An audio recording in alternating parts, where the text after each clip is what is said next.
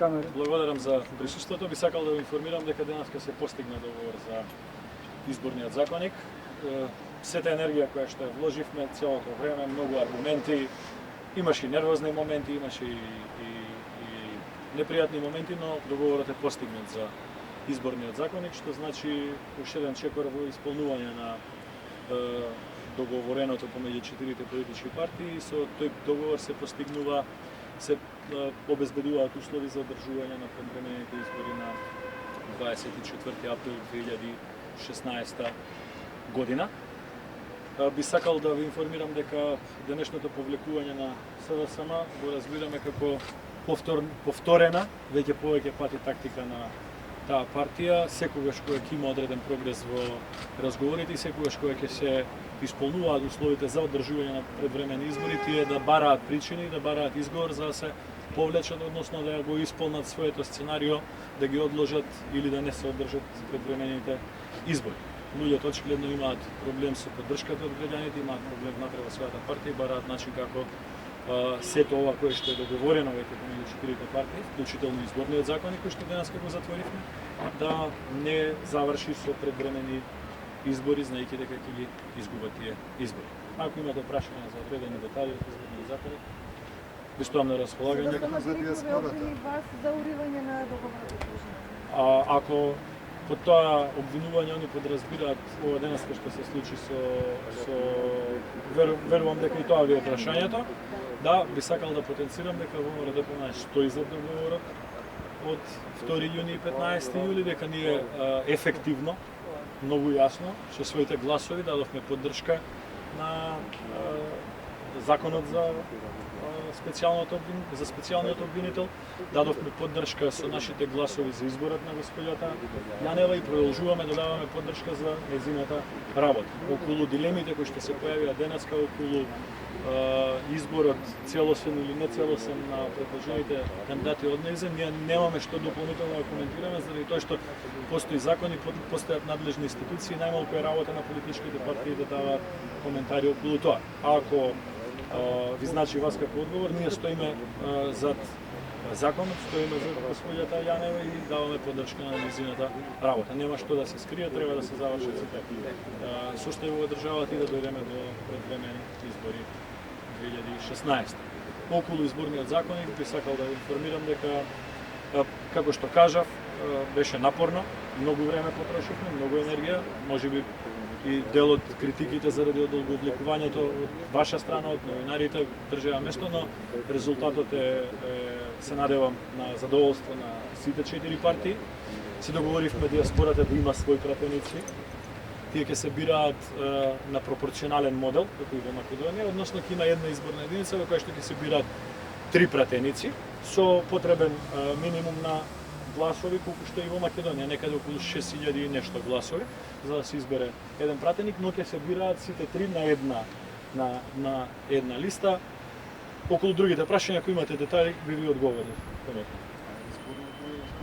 Изборниот модел останува ист со 6 изборни единици со по 20 пратеници. Финансирањето на политичките партии, она што неколку медиуми се обидува денеска да спинуваат, е решено прашање уште пред една недела. Значи, максималниот праг кој што ќе може политичките партии да го искористат за финансирање на изборната кампања ќе е 110 денари, но тука би сакал да потенцирам дека досега во историјата на Македонија ниту една партија не го искористила тој максимум и ова прашање беше затворено пред една недела. Значи, апсолутно не беше тема на дискусии во последната недела. Кој е судбината сега на останатите области?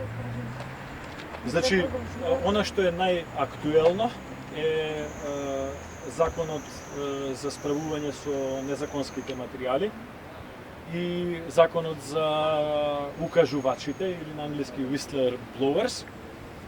Тие два закони треба да се донесат до 20.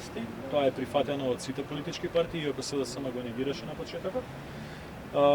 Таква согласност дадоа внатре на разговорите директно нивниот генерален секретар господин Оливер Спасовски, значи зборам за двата закони, до 20 треба да се промени законот за влада, за да може да се изберат оние нови дополнителни заменици министри, да се изберат тие неколку, да се решат тие неколку кадровски прашања. Ние сме тука спремни за разговори, се надеваме дека и сите други политички партии ќе се спремни да обстојат на идејата да се спроведе договорот и да се одржат, како што ќе кажем по пети пат, да се одржат предвремените парламентарни избори на 24. А со диксите се случува За двете прашања, значи оној дел кој што ги тангира медиумите е поврзан со изборите, исто така регулиран со изборниот законник. Генерално остануваат повеќе или помалку истите одредби како што беше и до сега во делот со медиумите, а во врска со ДИК во одредени случаи ќе може во насока на заштита на интересите на заедниците, на немнозинските заедници. По претходно барање, ДИК наместо со апсолутно, кое што е генерално правило, значи генерално правило за гласање во ДИК е апсолутно мнозинство, но по барање заради заштита на интересите на немнозинските заедници, ќе може да, односно ќе има обврска ДИК да гласа консензуално. Ако не донесе ДИК одлука, заради неможноста да се постигне консензус, тогаш надлежен за таквата одлука си преминува по логиката на нештото управниот суд, како што и беше исто така утврдено, управниот суд на Република Македонија. Тоа е околу ДИК, тоа е околу медиумите. Други прашања? Избирачкиот список, ние имавме изјава, Антонио Милошевски имаше пред неколку дена изјава.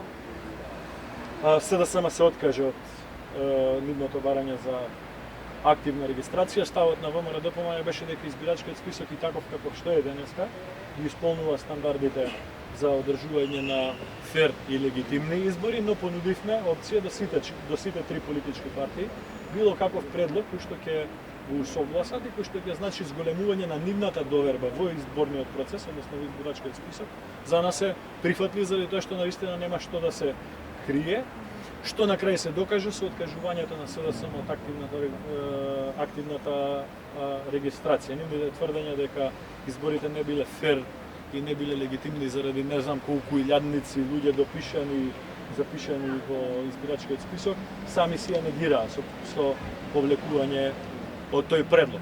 Идејата која што ќе биде дел од изборното законодавство е да се компарираат сите датабази во државата, значи се она што може да се искористи, дали е тоа од центрите за социјални грижи, од Министерство за образование, од школите, од Управа за јавни приходи, од Катастар, регистарот од Министерство за внатрешни работи, издадени лични карти, издадени пасоши, значи сите вакви датабази ќе се искомбинираат, ќе се проверат доколку некоја личност ја нема на тој список, тогаш ќе се поведе веројатно некоја специјална постапка. Инаку генерално според таква регулатива која што поставивме избирачкиот список, по моје лично очекување дека горе доле ќе остане и во својот квантитет и во својот квалитет ист.